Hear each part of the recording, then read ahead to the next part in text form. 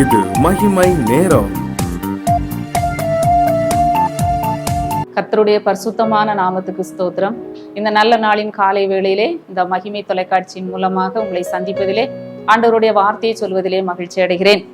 இந்த நாளிலே நாம் தியானிக்கும்படியாக தெரிந்து கொண்ட வேத வசனம் தானியேல் 12ஆம் அதிகாரம் 3ஆம் வசனம். ஞானவான்கள் ஆகாய மண்டலத்தின் ஒளியைப் போலவும் அநேகரை நீதிக்குட்படுத்துகிறவர்கள் நட்சத்திரங்களைப் போலவும் என்றென்றைக்கும் உள்ள சதா காலங்களிலும் பிரகாசிப்பார்கள். ஞானவான்கள் ஆகாய மண்டலத்தின் ஒளியைப் போலவும் அநேகரை நீதிக்குட்படுத்துகிறவர்கள் நட்சத்திரங்களைப் போலவும் என்றென்றைக்கும் உள்ள சதா காலங்களிலும் பிரகாசிப்பார்கள். இந்த நாள் ஆசிரியர் தினமாக இருப்பதனாலே ஆசிரியர்கள் எல்லாருக்கும் என்னுடைய ஆசிரியர் தின வாழ்த்துக்களை தெரிவித்துக் கொள்கிறேன். ஆசிரியர் பணி மிகவும் சிறப்பான ஒரு பணி, ஒரு அற்புதமான ஒரு பணி. ஆனால் இன்றைக்கு நிறைய சவால்களை சந்தித்து கொண்டு தான் ஆசிரியர்கள் பணி செய்கிறார்கள். ஆசிரியர்களுக்கு முன்பாக இந்த காலங்களிலே அநேக சவால்கள் இருக்கிறதை நாம் பார்க்கிறோம். அநேக பிரச்சனைகளோடு அவர்கள் தங்களுடைய பணிகளை செய்வதை நாம் பார்க்கிறோம். ஆனாலும் கூட இந்த பணி ஒரு உன்னதமான ஒரு மகத்துவமான பணி என்று சொல்லி நாம் அறிந்திருக்கிறோம். ஏனென்று சொன்னால் நாம் அநேகரை நீதிக்கு உட்படுத்துகிற ஒரு பணியை நாம் செய்கிறோம் என்பதை ஆசிரியர்கள் ஒருபோதும் மறக்கக்கூடாது. அநேக நம்ம நாட்டினுடைய இன்றைய மாணவர்கள் தான் எதிர்காலத்திலே அவர்கள் ஒரு நல்ல குடிமகன்கள். எனவே அப்படிப்பட்ட ஒரு நல்ல சிறந்த தலைவர்களை உருவாக்குவது ஆசிரியர்களாகிய நம்முடைய கரத்திலே இருக்கிறது. எவ்வளவு நமக்கு சவால்கள் இருந்தாலும் நம்முடைய கடமையை நாம் சிறப்பாக செய்யும் போது மாணவர்களை நாம் என்ன செய்ய வேண்டும், அதற்கு நல்ல வழியிலே நல்ல ஆலோசனைகளை கொடுத்து நல்ல போதனைகளை கொடுத்து அவர்களை நாம் உருவாக்கும் போது நாம் என்ன செய்கிறோம், என்றென்றைக்கும் உள்ள சதா காலங்களிலும் பிரகாசிக்கிற ஒரு நட்சத்திரத்தை போல நாம் காணப்படுவோம் என்று சொல்லி வேதம் சொல்லுகிறது. ஆண்டவராக இயேசு கிறிஸ்துவும் கூட ஒரு நல்ல போதகராக இந்த உலகத்திலே வாழ்ந்தார். ஆண்டவரும் போதகருமாகிய நானே என்று சொல்லி ஆண்டவர் சொல்லுகிறார்.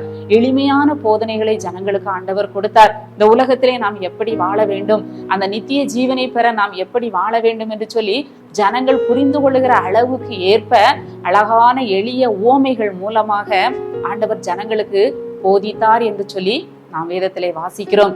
அவர் சில இடங்கள்ல அதிகாரத்தோடு போதித்தார், சில இடங்கள்ல ஜனங்கள் புரிந்து கொள்ளக்கூடிய அளவுக்கு எளிமையாய் ஆண்டவர் போதித்தார். ஆசிரியர்களாகிய நாமும் ஒரு போதகர்கள், போதிக்கிறவர்கள், பிள்ளைகளுக்கு நாம் நல்ல காரியங்களை நாம் கற்றுக் கொடுக்கிறவர்கள்.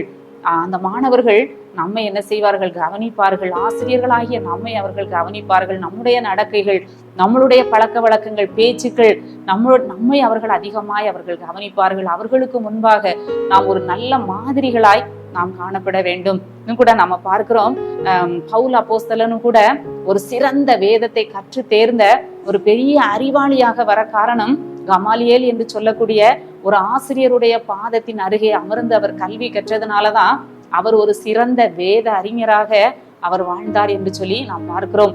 அதுபோல நம்மிடத்திலே படிக்கிற மாணவர்கள் சிறந்தவர்களாக, நல்ல சுபாவம் உள்ளவர்களாக, 5 விளையாதது 50 விளையாது, அந்த சின்ன வயதிலே நாம் அவர்களை பக்குவப்படுத்தும் பொழுது நாம் ஜெபத்தோடு நம்மால் முடிந்த அளவுக்கு அவர்களுக்கு நாம் நல்ல காரியங்களை கற்றுக் கொடுக்கிற பொழுது நிச்சயமாக ஒரு நல்ல சிறந்த நம் நாட்டின் குடிமக்களாய் அவர்கள் வருவார்கள் என்பதிலே சந்தேகம் இல்லை.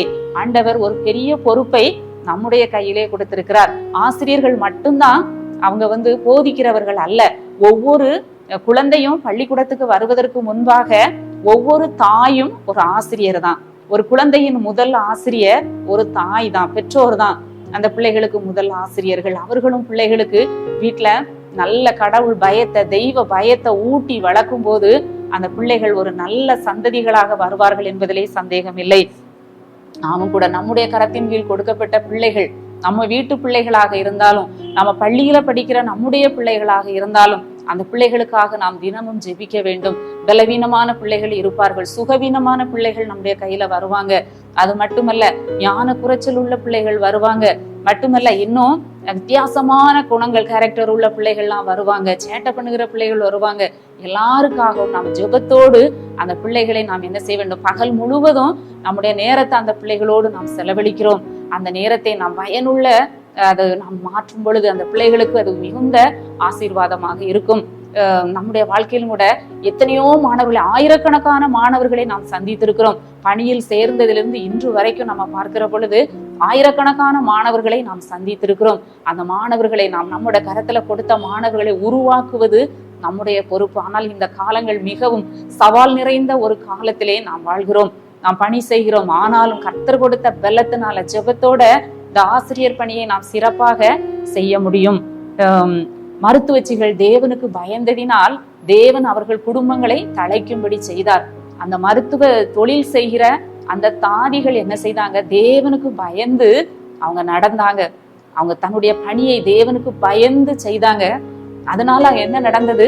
அவர்கள் குடும்பங்கள் தழைக்கும்படி தேவன் செய்தார். அதுபோல ஆசிரியர்களாகிய நாம கர்த்தருக்கு பயந்து நம்முடைய கடமைகளை செய்கிற பொழுது, நம்முடைய பணியை செய்கிற பொழுது, கர்த்தர் நம்மை மாத்திரமல்ல நம்முடைய குடும்பங்களையும் நம்முடைய பிள்ளைகளையும் ஆண்டவர் ஆசீர்வதிக்கிற தேவனாக இருக்கிறார். ஒவ்வொரு நாளும் நம்முடைய பணிக்கு செல்வதற்கு முன்பாக ஜெபத்தோடு நாம் செல்ல வேண்டும். ஆண்டவரே, என் கையின் கீழ் கொடுத்த ஆண்டவரே இந்த பணிக்காக, மாணவ செல்வங்களுக்காக நன்றி செலுத்துகிறேன். ஆண்டவரே, இந்த பிள்ளைகளை நாங்கள் உமக்கேற்ற பாதையிலே உருவாக்க வேண்டும். இவர்கள் ஒரு நல்ல சந்ததியாக பிற்காலத்திலே இந்த தேசத்திற்கும் குடும்பத்திற்கும் ஒரு நல்ல குடிமகன்களாக நல்ல ஒரு சந்ததியாய் வாழ வேண்டும் என்று சொல்லி ஜெபத்தோடு உலக கல்வியையும் நல்ல ஒழுக்கங்களையும் தெய்வ பயத்தையும் நாம் பிள்ளைகளுக்கு கற்றுக் கொடுக்கும் பொழுது நிச்சயமாக அவர்களும் நன்றாக இருப்பார்கள். தேவன் நம்மையும் ஆசீர்வதிப்பார், நம்முடைய சந்ததியையும் தேவன் ஆசீர்வதிப்பார் என்பதிலே சந்தேகம் இல்லை. மீண்டுமாக இந்த நாளிலே, இந்த ஆசிரியர் தின நாளிலே நாம் ஜெபத்தோடு நம்முடைய பணியை செய்வோம். கர்த்தருடைய முகத்தை நாம் நோக்கி பார்ப்போம். எங்களை நேசிக்கிற நல்ல ஆண்டவரே, இந்த நல்ல நாளுக்காக உம்மை துதிக்கிறோம், உம்மை ஸ்தோத்திரிக்கிறோம். எங்களை ஒரு நல்ல ஆசிரியர்களாக வைத்திருப்பதற்காக நன்றி செலுத்துகிறோம். எங்கள் கையின் கீழ் படிக்கிற ஒவ்வொரு பிள்ளைகளையும் கர்த்தர் ஆசீர்வதிங்க. ஒவ்வொரு ஆசிரியர்களையும் கர்த்தர் பலப்படுத்துங்க. செய்கிற பணியிலே உங்க கிருபை இருக்கட்டும். ஆண்டவரே, அவங்க குடும்பங்கள் எல்லாரையும் கர்த்தர் பொறுப்படுத்த ஆசீர்வதிங்க. மீட்பர் இயேசு கிறிஸ்துவின் மூலம் ஜெபிக்கிறோம் நல்ல பிதாவே, ஆமென்.